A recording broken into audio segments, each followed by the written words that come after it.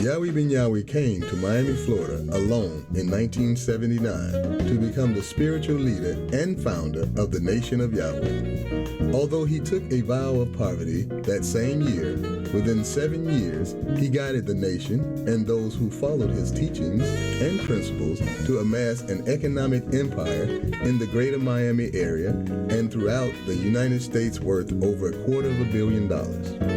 Under his direction, the nation of Yahweh has grown to encompass disciples, followers, believers, and supporters in thousands of cities across the United States of America and indeed throughout the four corners of the earth. The University of Yahweh, for which he has established the curriculum and for which he has received great acclaim in educational excellence, currently has locations across the United States. The moral teachings of YahwehBenYahweh is bringing about a change in the lives of individuals and causing them to take a different approach to life.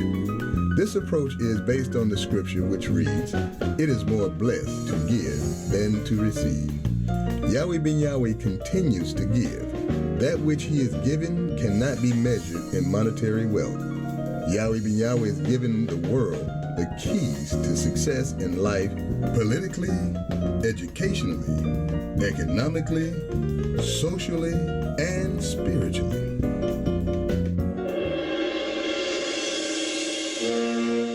And now, it gives me great pleasure to introduce the Grand Master of the Celestial Lodge, the Architect of the Universe, the Blessed and Only Potentate, the Founder of the Nation of Yahweh. Ladies and gentlemen, the Honorable YahwehBenYahweh. The message that I bring tonight, how to move from poverty to riches, is unique. All of it, the entire planet will hear it.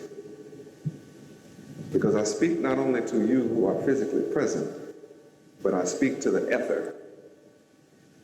And when I speak to the ether, that goes all around the earth by sound vibration. And it will have the desired effect, and it will continue to circle until it settles on the dead mentality that resides in America. So as I get ready to go into how to move from poverty to riches, then I ask all of you who are my Gentile friends sitting in the audience tonight, and all of the other nations that are sitting here tonight, you who are Hispanic and whatever nationality you are, be patient with me. I'll come back to you in a few minutes. You'll be able to get a lot of keys. But first, I want to address my people's condition and rescue them and bring them up to a level, and then we can all enjoy the benefit of my message together. We'll be on par one with the other.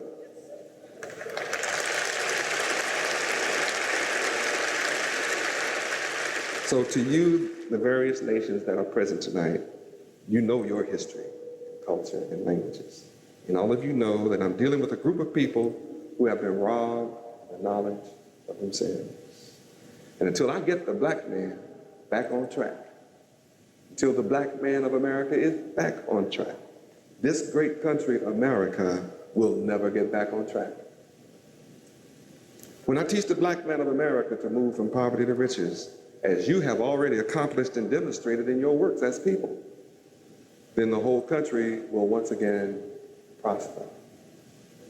As long as you have almost 60 million people as an underclass who you have to work almost 60% of your time in taxes to take care of a bunch of people who don't want to take care of themselves, how can you prosper? America should be glad that I'm here and men like me are here to address this reality that it's time for the black man of America to stop blaming white people for their downfall, their condition, their poverty, their hell, and get up off of it, and let's go to work ourselves and get it done.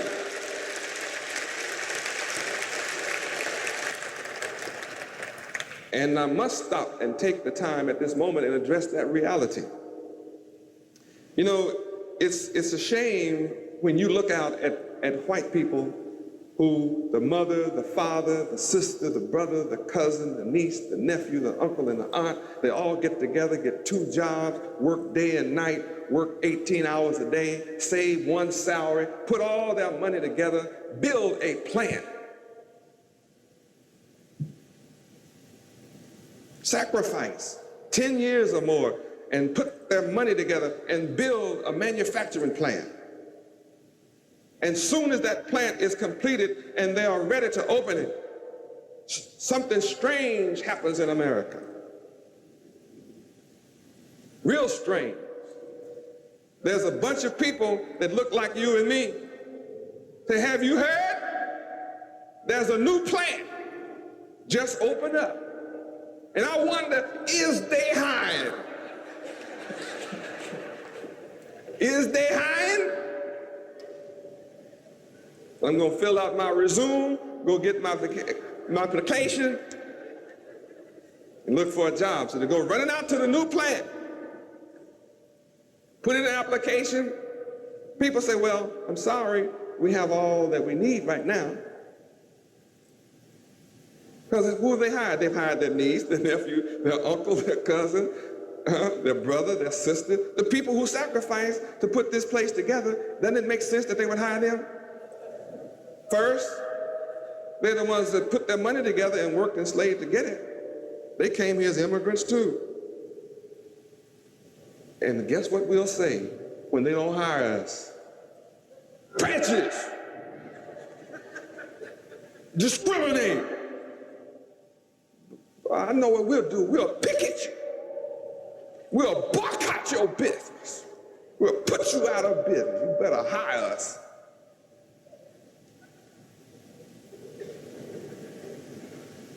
That is so dumb. Who is keeping you, black man and woman, from you and your mother and father, sister and brother, cousin and niece and nephew and uncle and aunt from getting together and working 2 jobs and saving 1 and putting your money together and save your money for 10 or 20 years and open up your own manufacturing plant and hire yourself?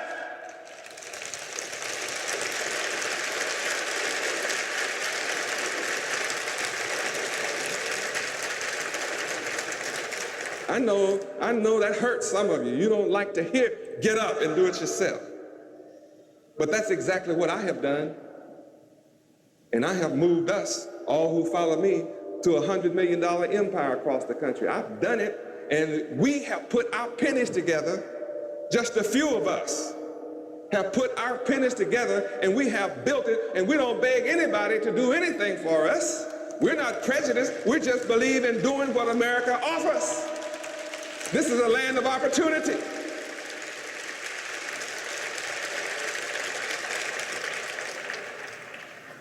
Why don't all of our people count on that one? Because we don't want to sacrifice. We don't want to pay the price. We want to sit around and choke America to death. And I'm here to say the jobs are going out of America. And unless you get up right now and join hands with me and build something for yourself, you are absolutely doomed. And you're not going to have anything to picket. Taxes are killing the businessman. How can businessmen expand when they're paying an ever-increasing tax load? The only way they can expand is that there are a lowering of taxes or taxes being eradicated. It's a very wicked system of taxation in this country. Put men out of business. And the people you're looking for a job from are going out. What are you going to do? Just keep looking for welfare? That's on less and less people. It's on the shoulder of less and less people who can take care of you on welfare. You think drugs are going to last always? The drug business isn't going to last always. So let's move on for a minute to the social side. Because you might say, well, if we're supposed to do all of this, how can we? I just told you, I gave you a key. You are here because you have chosen from within yourself to learn, how can I move from poverty to riches? How can I improve my condition? That's why you're here. It tells you also that not everybody wants to move from poverty to riches. How many of you have ever heard our people say, how you doing today? And they say, fairly middling. Anybody? Yeah, that's all the way across the country, fairly middling. How much money would you like to have? Oh, just enough to get by. How many heard of that? I mean, our people act like they're afraid to be rich, like it's a sin. I've heard all kind of brainwashing all my life against being rich. Boy, rich people have problems. Have you seen poor people lately?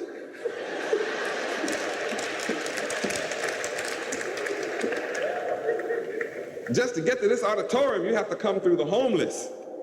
That's poor.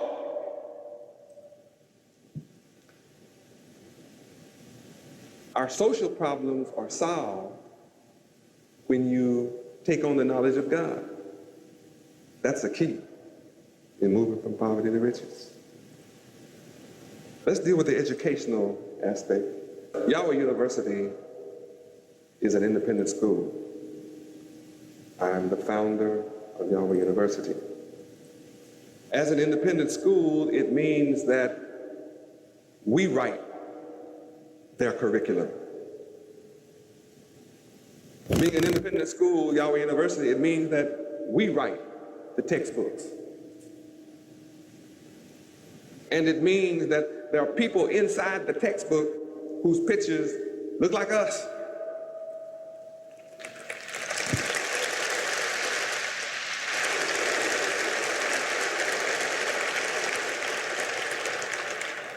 And since all of the pictures look like us, it means that our students have high self-esteem. And one of the books that I've written for that particular school is YahwehBenYahweh's Divine Mathematics, Designed to Rule Forever. And that's exactly what it is. Our children are taught how to count. How many of you were taught how to count? Like, 1 plus 1 is 2. How many of you? You were taught that? So what is 1 plus 1? 2. How many say 2?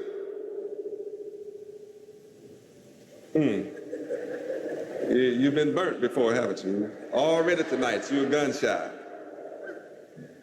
All of my students will ask you, 2 what? 1 plus 1, 1 what? Plus 1 what? Equals 2 what? See, they know that 1 plus 1 equaling 2 is nothing but numerals. My children want to know what the number is. They understand that a number is an idea. So when you say 1 plus 1 equals 2 to them, they say, well, yes, but what's the idea? What's your idea?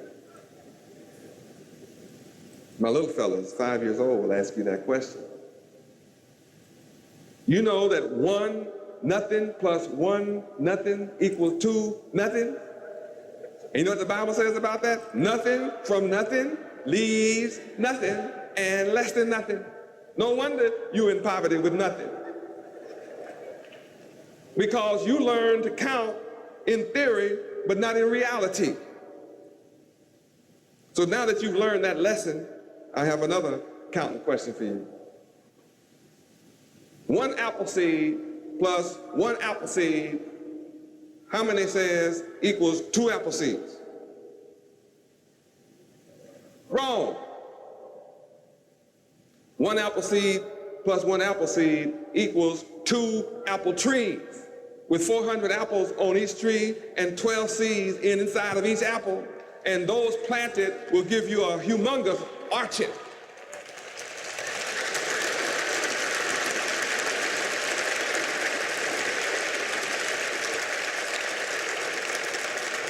And my children will say to you, well, what do you do with that orchard? Say, well, you need trucks to haul all those apples to the manufacturer, and you need a trucks to haul them to the stores that we're going to own to sell them in, like first-rate foods. You will need stores to sell your apple juice, and apple butter, apple cider, and apples.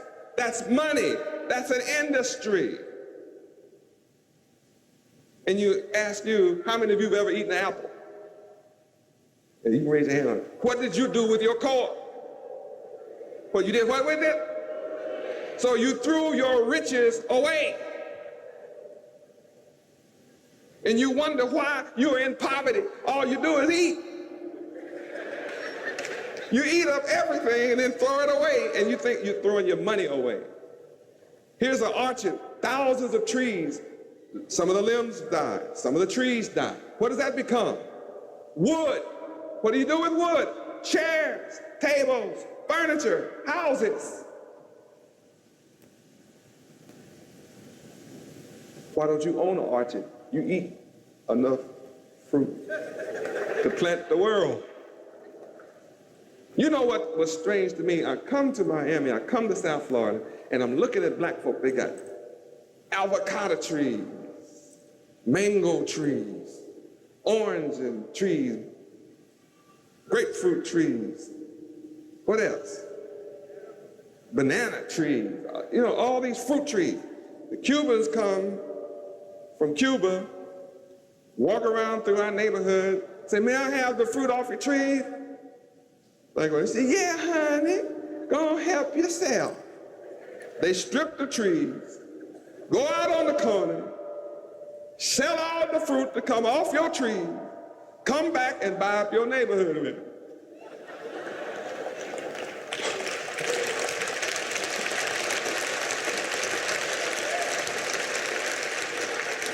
I think it's wonderful that they do that.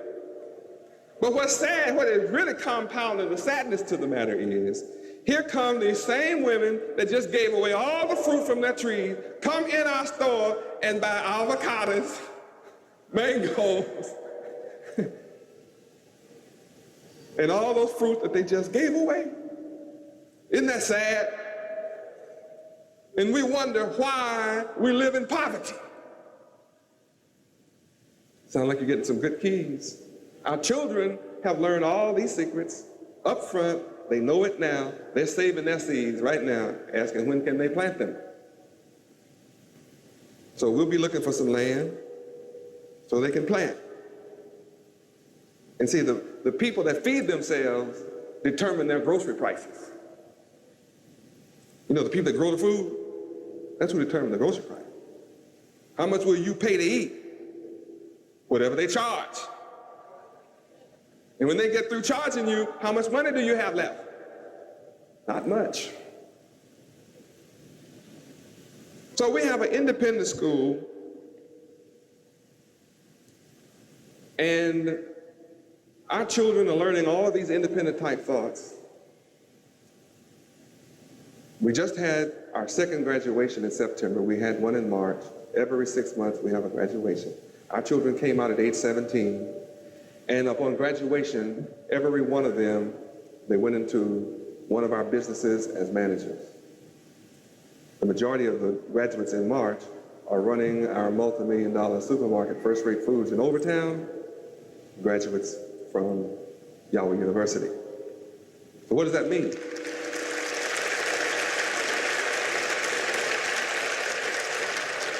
Praise Yahweh. And the ones that just graduated in September last month, they're in training at this minute to run our hotels, some of our hotels, and also we're training them in this particular area, in this location, in this city, so they'll be ready to run our skyscraper that we just bought in downtown Atlanta.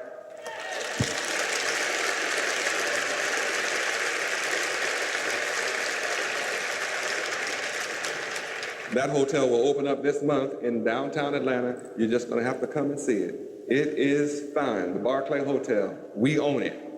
Flat, straight up and down own it. It is first class. Ritz-Carlton, Hyatt has nothing on us. We just have a little cheaper price than they do.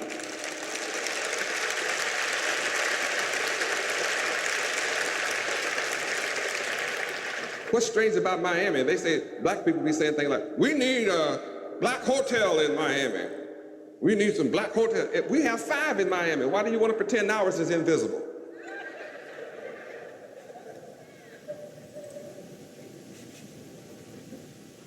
And then you have some that are boycotting boycotting the white hotels in this city, right? Right? Well, I'm trying to figure out how I can go along with it since they've been boycotting me for 3 years anyway.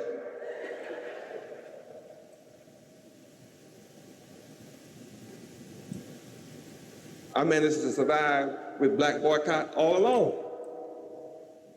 And if you own, see, we don't have any problem at Yahweh Resort Hotels. We have 5 in the city, one on the beach, and we're full. And we're full every season. We don't have any room. That's right. People from all over the world stay with us. And guess what? We don't have any management problems. We don't have any front desk problems. They're talking about they need jobs in management. They need jobs in higher management. They want to dictate to white people what to do with their hotels on the beach. That's crazy as hell. That's the dumbest thing that you can have on earth. When you buy your own hotel and you run it, you are the management. You are the front desk. You are the accountant. You don't have to sit around doing no crazy stuff like that. That's insane. Absolutely insane. And see, I can't have no enemies from black folk because the ones that's doing it down here anyway, they boycotted this too. That's right. And until you get it together and join hands together, instead of going through all this foolishness of begging other people to take care of you, you are never going to be respected in this country. How can anyone respect a beggar? You don't respect a beggar. You don't like the homeless yourself, or you put them up in your home. If you like the homeless, there wouldn't be any on the street. You don't like them. That's why you have them sleeping on the street. Oh, that's real. It's time for you to stop being a hypocrite and stop pretending, black men of America. You're talking about you're going to boycott white people in Miami. Where in the hell are you going? You going to a white man in Fort Lauderdale? You going to a white man in Georgia?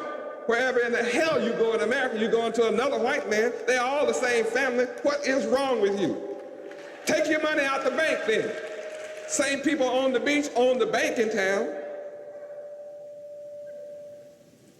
Stop shopping at Winn-Dixie and Publix then. The same people that you're trying to boycott on the beach that own the hotel, they own the bank, they own Publix, they own Winn-Dixie, they own your house, they own your neighborhood. You are stupid.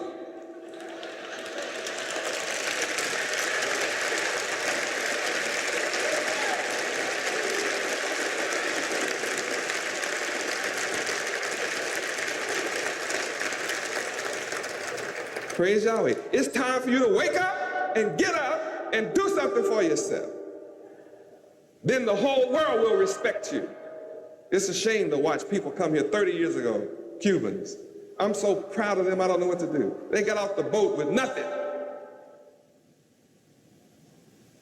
Absolutely nothing. Castro took all their money. People came over here with nothing. Did they ask you permission to take over Miami? Did they come up, huh? They didn't ask you permission? They just took it, huh? They took jobs you didn't want. The low-paying job. You know, the low-paying job. Jobs you didn't want no more. They took those jobs. Slept 50 to a house. Changed shifts. The next crew came in and slept. They only had one gas bill, one light bill, one note. Next thing you know, they bought the house. They all buying gas, they get a van and 25 of them get in the van and go to work. One car note, one gas bill, pooling the money, saving the money. Start going to the store, buy the store. Then they shop at their own store. Next thing you know, they own Malone and Hyde.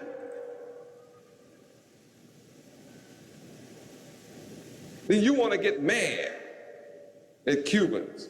Doggone Cubans, take our job. You've been here longer than the alligator been here.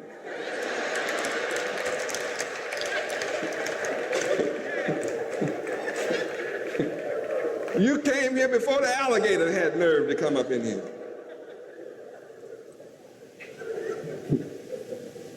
You've been here 435 years, haven't done nothing with all the money you have. Cubans come here in 30 years, take the lowest paying jobs in town, own all the downtown. Now you want to get mad at them.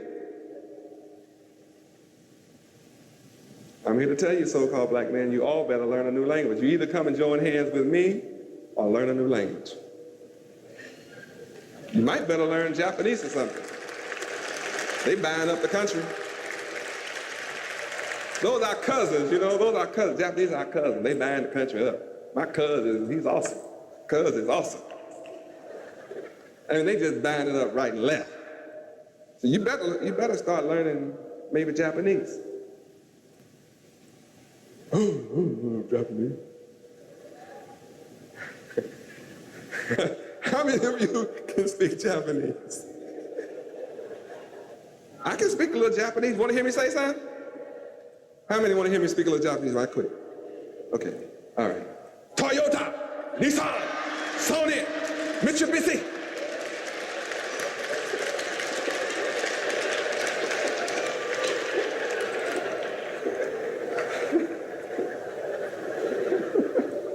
See, you know more Japanese than you thought you did.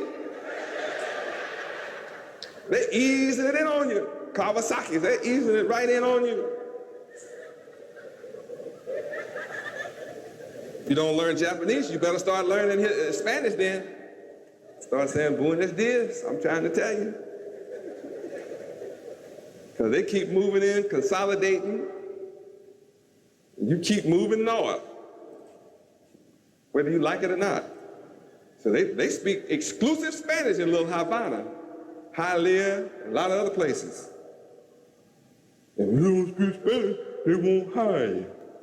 Well, learn the Spanish then. But if you own your own, you wouldn't have to go through that. Why don't you own Miami? You've been here 435 years. Why don't you own? Cuba just came 30 years ago, they own it. Japanese were bombed out of existence 40 years ago. They came back from the atomic bomb. Become a world power. Even have to lend America money. What have you come back from? In the ghetto and love it. A few of you that make a lot of money, you want out. Move as soon as you can. Pay big money too, long money to live out there. It's all real. Why don't you send your children to Russia to learn? Why don't you send your children to Japan to school? They're number one. America's number 19 in science. George Bush came on television last week and said he wants America to try to come up back to be number one in the year 2000. See, if the president of the country is talking about America, children coming back up by the year 2000, don't you understand that means you're behind? And that there are a lot of other countries now in front of you in science, in math, and whatever it takes to be a power in the world? Your education is gone. So why don't you send your children to Japan? They're number one. Is it because you don't want a foreigner teaching your children? How many you don't want a foreigner teaching your child? Let me see the hands of you. That you don't want your child going to Japan because you don't want a foreigner teaching them. Let me see it. You don't want. Scared to raise your hand, huh? You know I have one for you, don't you? If you holler you don't want the Japanese to teach, don't you love everybody?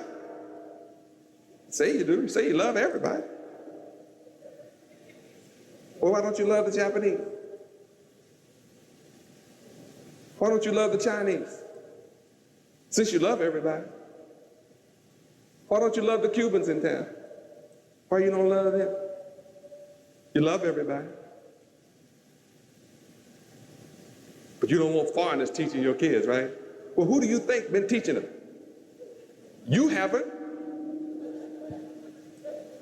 When you teach in the public school system today, that's not your curriculum. You didn't write it. You didn't write the textbook. You can't write your children into power.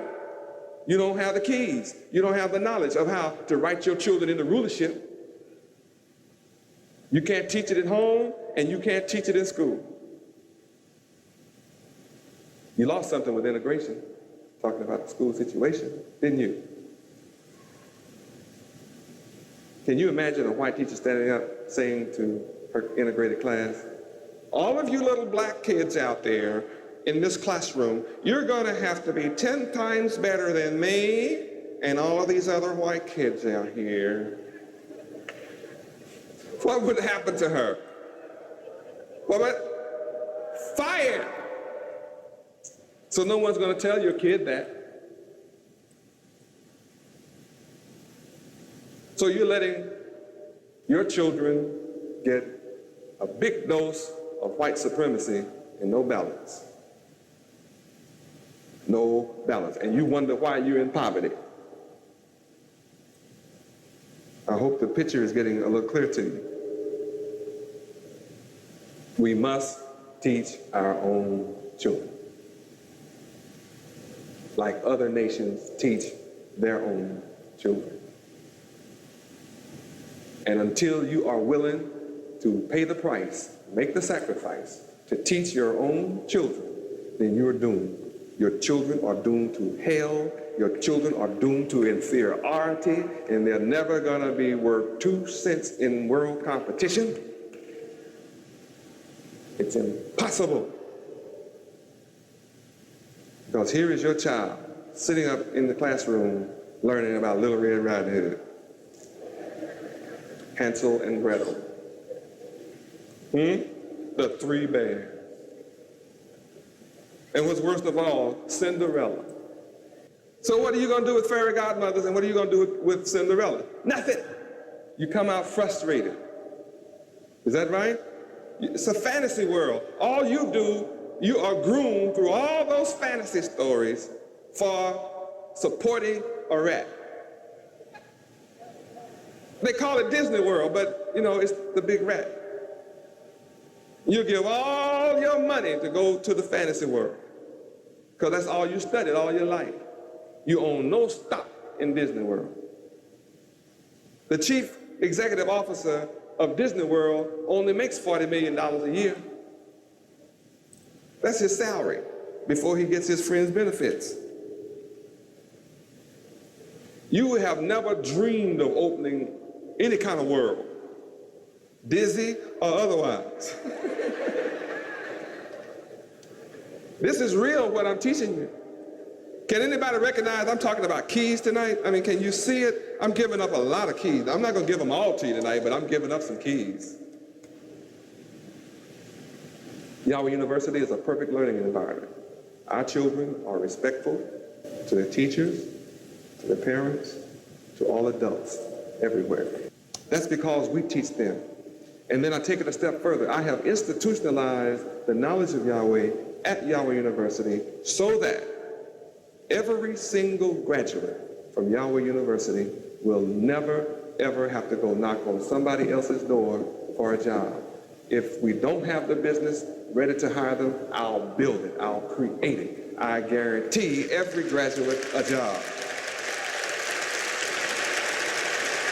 I take that as my personal responsibility. All who follow me, we take that as our responsibility. And I say to you, my people, it is your responsibility to educate your own children and provide jobs for your own children, just as other nations are providing jobs for their own children. You must rise up and take your place so you can have the respect and the honor and the dignity that is due you. That can only come when you rise up and build your own businesses and employ yourself as others. Now let's talk about politics for a moment. I'm moving rather quickly. Still giving you keys on how to move from poverty to riches. Politics, listen well.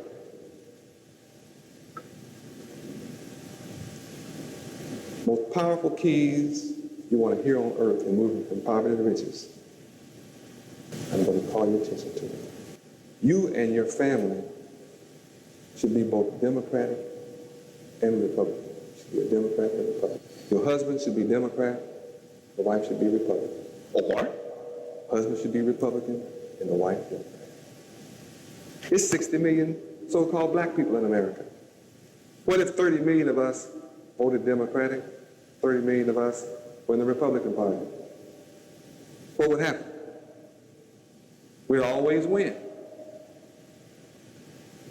My Jewish family, they're very smart. There's only 5 million of them in America. They always win.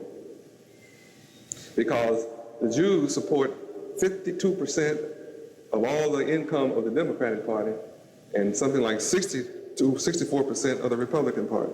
How can they lose? Why do you lose? You're always Democrats. After the Civil War, you were Republicans and you ruled everything. So they kicked you out because you didn't have it together. Today, you're always a Democrat, so that when it's time to get elected, all the white Democrats vote Republican. Why? Because you vote Democrat. And they don't want you to have any of the pie. I have 200 registrars, voter registration registrars. Half of them are Republicans, half of them are Democrats. Half of my followers are Democrats, half of my followers are Republicans. We win. See, I don't believe in either party. I just believe in winning. It's time to win.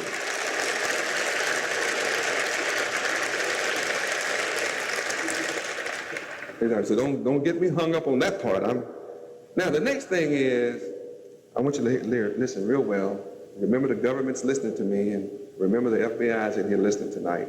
But I want to tell you one of the big secrets. I'll say it a little soft, make them listen real hard. How many of you would like to rule America without having to pick up a gun and do no violence, just real peaceful? You'd like to rule America?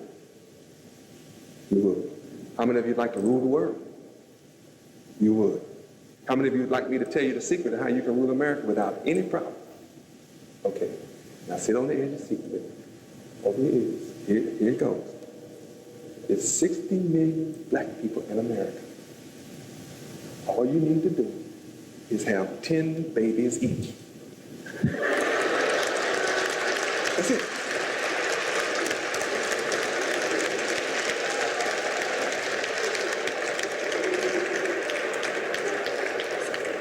$600 million babies. It's only 200 million people in America. See, when you teach 600 million babies to vote, baby, vote, you got it. Yeah. See, it's so easy. It's fun having babies. You're the only one on the earth that have quit having babies. Yeah, all the birth control clinics are in your neighborhood, the health clinics are in your black schools, and you're the only one helping kill 2 million of your black babies every year. Call it abortion. White people out in the street teaching their women to stop doing abortion and have the babies. So when I see a little black baby, I'd stop and tell the mother, may I touch your child? This is the luckiest little nigga on earth right here.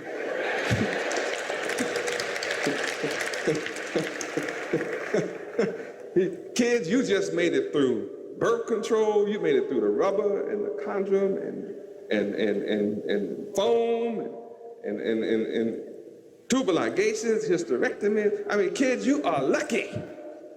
I have to touch a kid like that. You go out into the suburbs and white women got 2 in the stroller, 1 on the hip, 1 walking and pregnant. So you can just take over the country real easy, no problem. 60 million of you have 10 babies each, and then you tell them to vote. Then another thing you do, you say, all right, now, I want you to move in this neighborhood right over here. And when your kid moves in that neighborhood, you tell all your kids, you just move in this neighborhood. You go pick your neighborhood and put your kid in. What happens to the neighborhood? Everybody else does what? They move. With 600 million kids moving into all the neighborhoods, all these other people be swimming, going across the ocean, trying to get back somewhere else. Say, what? I know you appreciate hearing. You understand my message. If it wasn't for God having your babies have some babies, there wouldn't be none of you left in 20 years.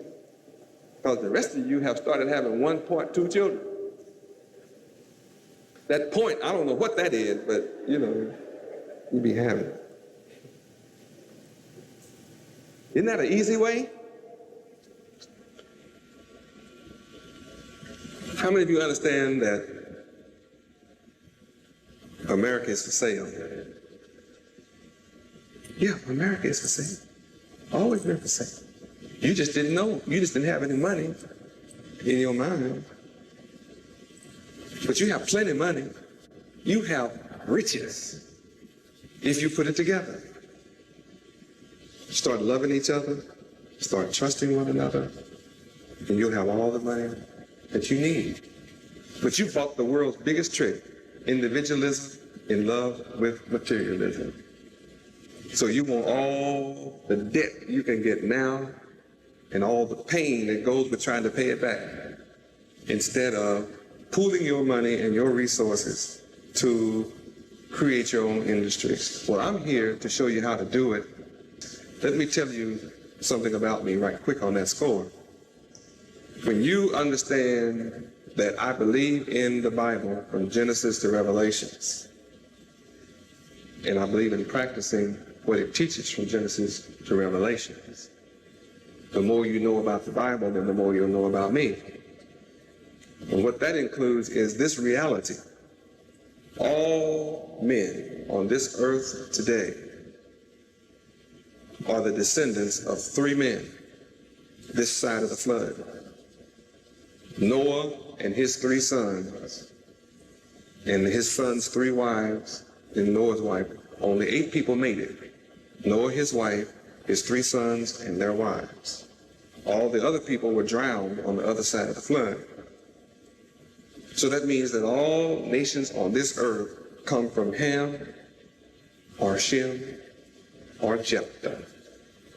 All of them being the sons of Noah. All of the Gentile nations on the earth come from Jephthah. Right now. And all the people who you call Africans are from the son Ham. I am a descendant of Shem, the Shemites. Those are the 3 people.